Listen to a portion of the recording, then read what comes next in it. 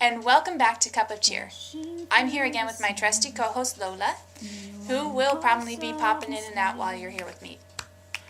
I wanted to talk today about history of a couple of my favorite songs. Because, well, you all know I like Christmas music, right? If you've been following me, that's probably not a surprise for you. And I love classic movies, so I'm going to be talking about a couple of my favorites that happen to a couple, anyhow, be associated with movies. Shock! How many of you know Have Yourself a Merry Little Christmas?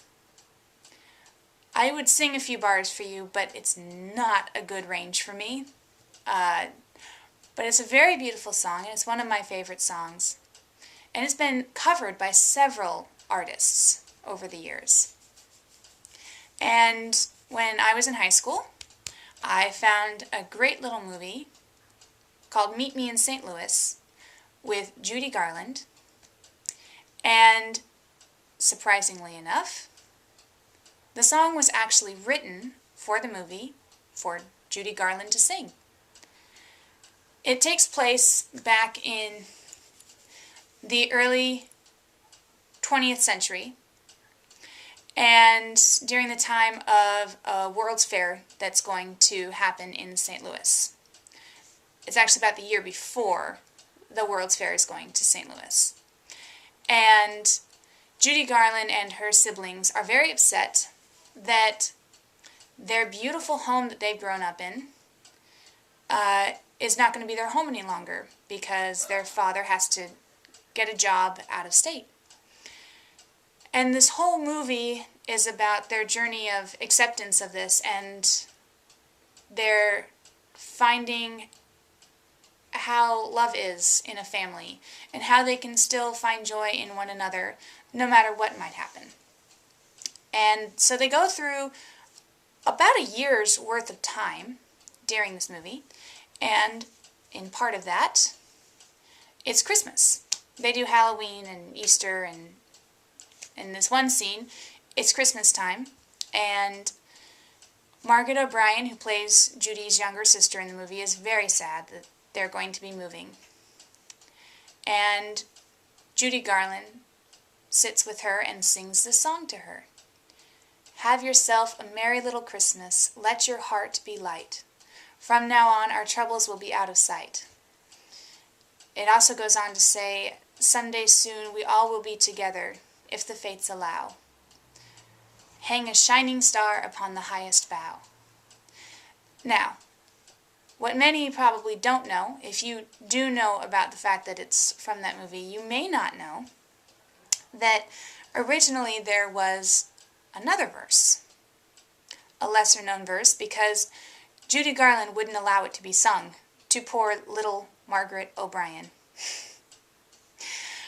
Have yourself a merry little Christmas. This may be your last. From now on, we'll all be living in the past.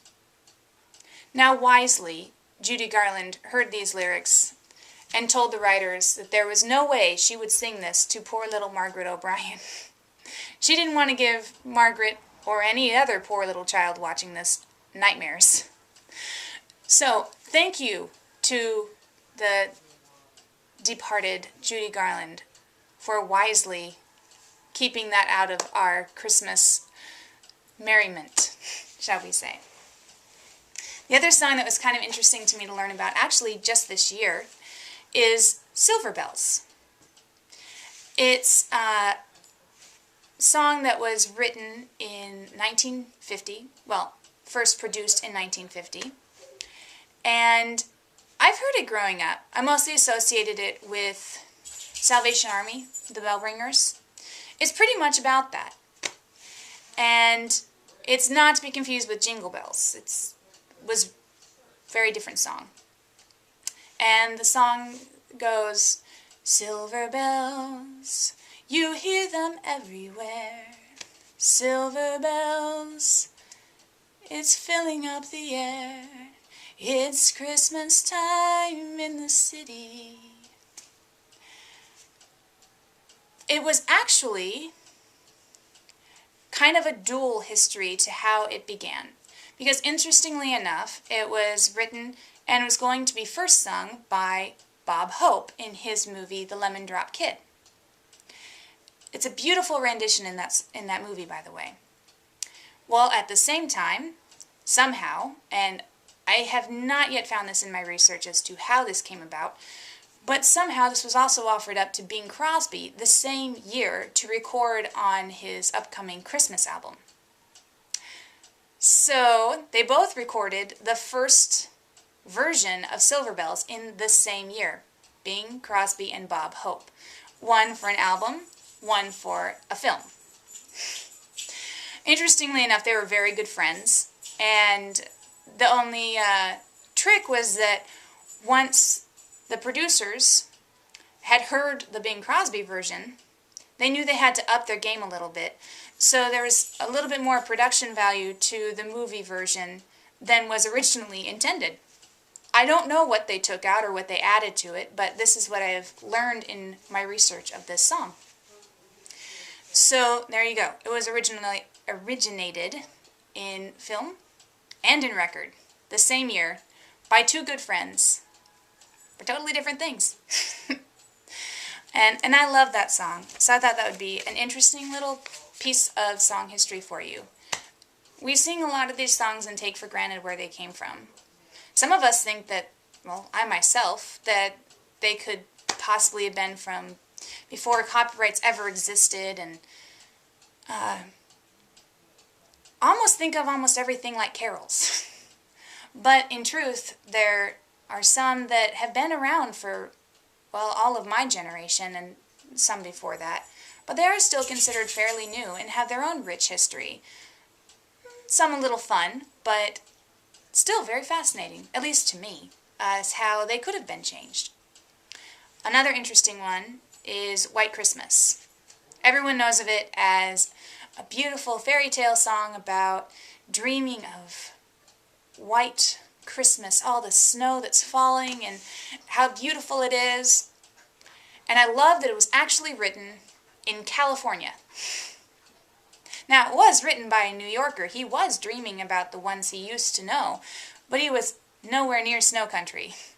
And he missed Christmas that year in New York. He was having to work in California for film, writing a lot of songs, and his family was in New York at the time. And so this was his actual lament, in a sense, of how much he missed his white Christmas with his family back at home.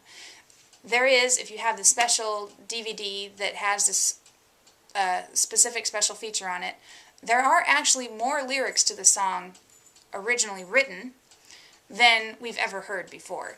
They were never recorded.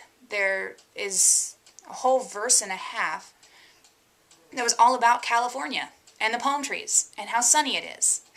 Go figure. I cannot imagine how it is set to the same tune, because I have read these lyrics and they don't seem to fit. So I imagine that Irving Berlin had a different melody, like a bridge, intended for that segment. But it's still very fascinating to me. So, what are some of your favorite Christmas songs? Do you have any surprising histories to any Christmas songs that are some of your favorites? Are there any that you particularly like to sing with your family at Christmas time? I know we've already kind of talked about that, but it's worth talking about. And I love hearing about you guys as much as, or at least hopefully close to as much as you enjoy watching. So, there it is. Mwah. I hope you all have a very Merry Christmas and a very cup of good cheer from me and mine. Oh, Lola. Yeah, you wish them a happy Christmas and New Year too, huh? To you and yours. Mwah. We wish you a Merry Christmas, we wish you a Merry Christmas, we wish you a Merry Christmas and a Happy New Year. Tidings we bring to you and your kin, good tidings for Christmas and a Happy New Year. Good tidings for Christmas. cup of good cheer.